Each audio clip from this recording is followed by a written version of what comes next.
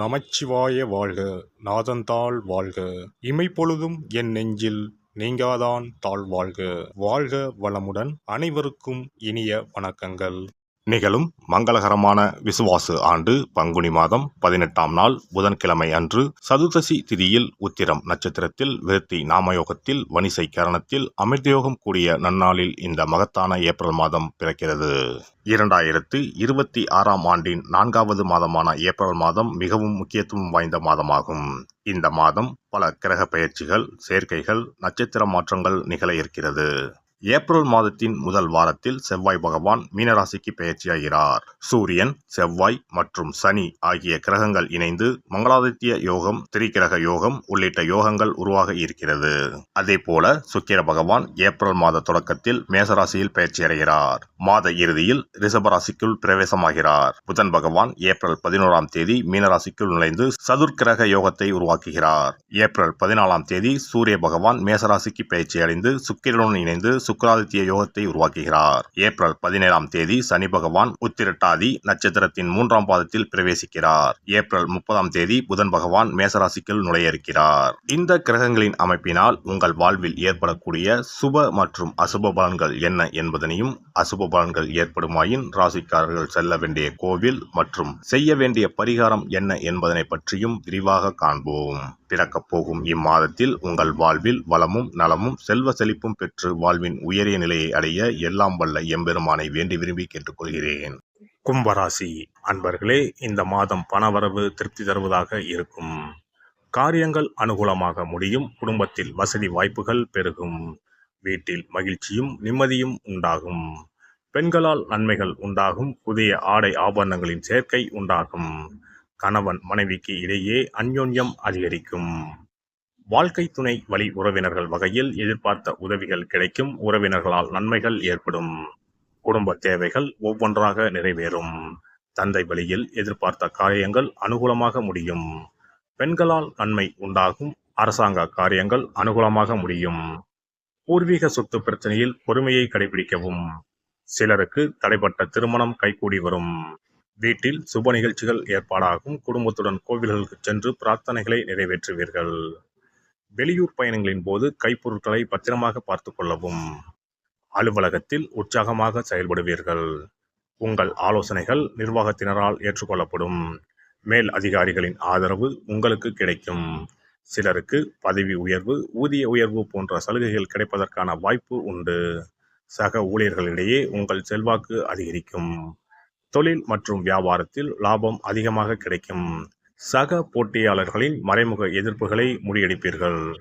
பங்குதாரர்களுடன் இணக்கமான சூழ்நிலை ஏற்படும். ஆனாலும் வியாபாரத்தை விரிவுபடுத்தவோ அல்லது புதிய முதலீடு செய்வதையோ கண்டிப்பாக தவிர்க்கவும்.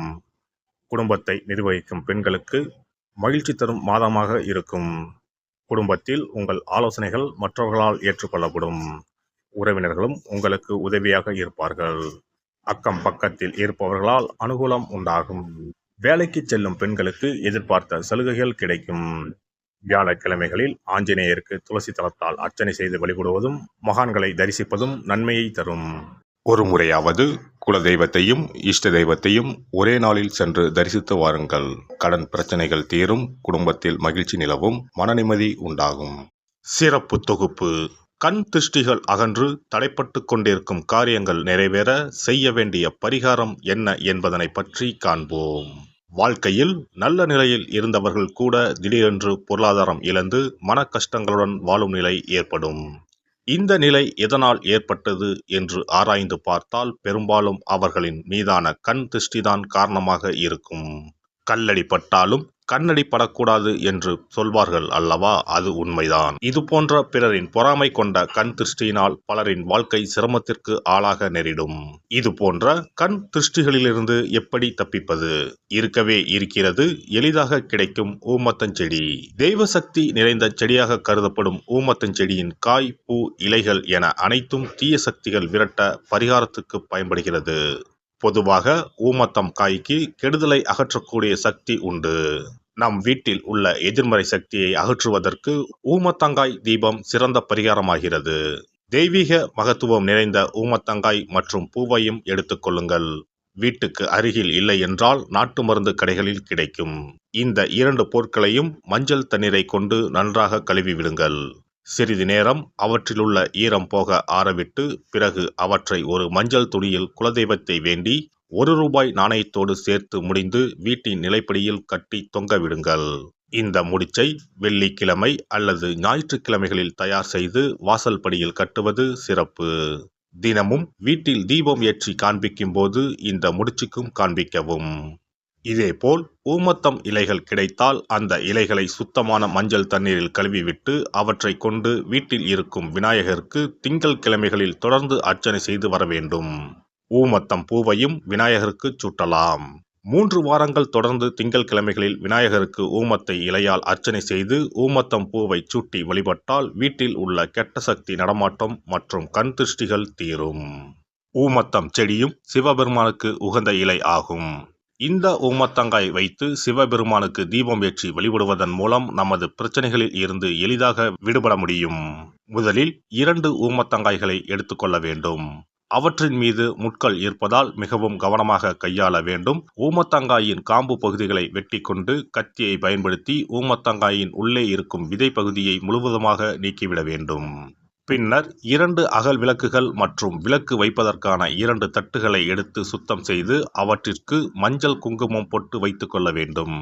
பின்னர் 2 தட்டின் மீதும் ஒவ்வொரு அகல் விளக்கை வைத்துக் கொள்ள வேண்டும்.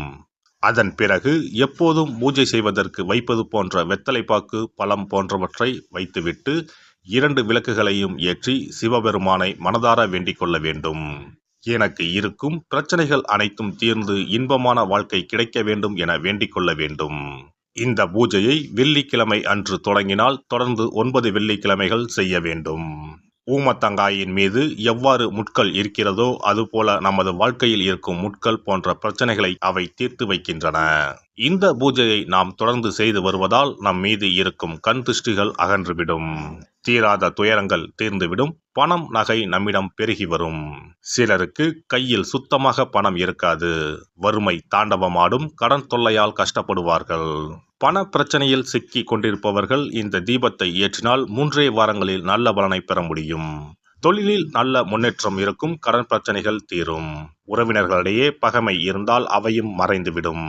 நோய்வாய் உள்ளவர்கள் இந்த தீபத்தை ஏற்றுவதன் மூலம் நல்ல பலனை பெற முடியும். பொதுவாகவே எந்த பரிகாரம் என்றாலும் அதை முழு நம்பிக்கையுடன் செய்தால் மட்டுமே முழு பலன் கிடைக்கும் என்பதை நினைவில் கொள்ளுங்கள். எல்லாம் வல்ல இறையருளால் நீங்களும் உங்கள் அன்பு குடும்பமும் உடல் நலம், நீலாயுள், நிறை செல்வம், உயர் புகழ், மெய்ஞானம் ஓங்கி வாழ்க வளமுடன். இந்த வீடியோ பதிவு உங்களுக்கு பிடித்திருந்தால் லைக் பண்ணுங்க, கமெண்ட் பண்ணுங்க, ஷேர் பண்ணுங்க. மறக்காம சப்ஸ்கிரைப் பண்ணுங்க. பக்கத்துல இருக்கிற பெல் பட்டனை கிளிக் பண்ணுங்க. நன்றி, வணக்கம். ஓம் நமச்சிவாய. சிவாய